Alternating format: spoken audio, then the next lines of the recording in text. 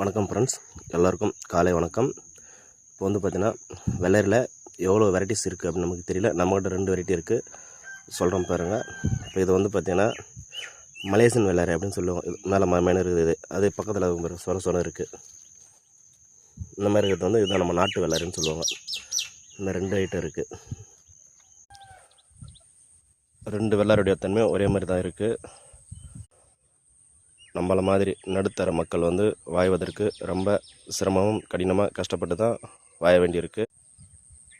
அப்படி இருந்தால் நம்மளுக்கு ரொம்ப நெருங்கிய சொந்தக்காரன்கள் இல்லை நம்மளோட பழகியவனே நமக்கு வந்து துரோகியாக இருந்து வாயிறான். இத்தனை போராட்டங்களையும் தாண்டி தான் நம்ம வாய்வதாக இருக்குது. அப்படி இருந்தால் நம்ம மேலே வந்து பார்த்திங்கன்னா ஒரு சிலருக்கு வீணாக பொய் வழக்கு போடுறது, அவங்களுடைய காசுகளை வீணாக்குவது, அவர்களுடைய நேரங்களை வீணாக்குவது, இந்த மாதிரி வேலைகள்லாம் செஞ்சிட்ருக்காங்க. இப்போ வந்து பார்த்திங்கன்னா அரசியலை பற்றி பேச வரல. விஜய் அண்ணா வந்து பார்த்திங்கன்னா நம்ம நாட்டுக்கு வந்து நல்லாருன்னு சொல்லி எல்லாம் பார்த்தாங்க.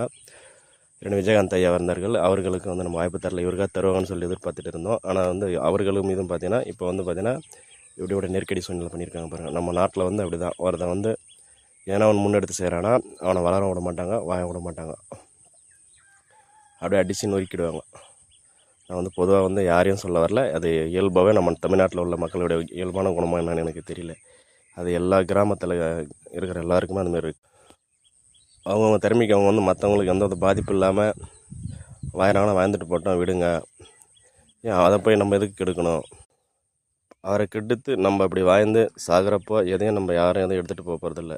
6 அடி மண் அப்போதைக்கு சொந்தம்னு சொன்னோம், இப்போதைக்கு அது கூட சொந்தம் இல்லை. ஒரு பிடி சாம்பல் தான் இப்போதைக்கு சொந்தம்னு நான் நினைக்கிறேன். வந்தாரை வாய வைக்கும் அப்படின்னு சொல்லி தமிழ்நாடு சொல்லுவாங்க. வந்தவரை வாய வைக்குது, ஆனால் அங்கே பிறந்தவனை சாகடிக்குது. இதுனா நம்ம தமிழ்நாட்டுடைய இதுன்னு தெரியல. இப்போ அதில் வந்து பார்த்தீங்கன்னா இப்போ விஜய் அண்ணா யாரையும் சாவடிக்கல, நம்ம மக்களே நமக்கு நம்ம மெரிச்சு சாவடித்து கொண்டார்கள். நம்ம மக்களுக்குள்ளே வந்து ஒரு ஒழுக்கம், ஒரு பண்பு இல்லை. ஏன் நம்ம மக்கள் ஒரு ஒழுக்கமாக ஒரு பண்பாக வாய ஏன் பார்க்க மாட்டேங்கிறாங்க நமக்குன்னு தெரியல. இப்போ அவனும் மனிதன் தான், நம்மளும் மனிதன் தான். அதுக்கு தகுந்த மாதிரி நம்ம ஒருத்தருக்கு ஒருத்தர் வந்து நம்மளுக்குள்ளே நம்ம விட்டு கொடுத்து ஒரு தர்ம நீதி, ஒரு நியாயமாக வாழணும் அப்படின்ற ஒரு கோட்பாடு நம்மளுக்குள்ளே இல்லை.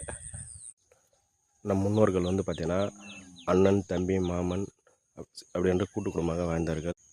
இப்போ உள்ளவர்கள் வந்து பார்த்திங்கன்னா அண்ணன், தம்பி, தாய் தந்தருக்கு வந்து ஒருவருக்கு ஒருவர் பேசிக்கொள்வதில்லை, ஒருவர் சேர்ந்து வாழ்வதில்லை, சுயநலமாக வாழ்கிறார்கள். முன்னோர்கள் வந்து பார்த்திங்கன்னா 150 வருடங்கள் கூட உயிர் வாழ்ந்திருக்கிறார்கள். இப்போ இருக்கிறவங்க வந்து பார்த்திங்கன்னா 70 வயது தான் வாழ்கிறார்கள். அதுக்கே வந்து இவ்வளோ இன்பங்கள் துன்பங்களை அனுபவித்து வாழ்கிறார்கள். ஏமாற்றாமல் வாழ்ந்தால்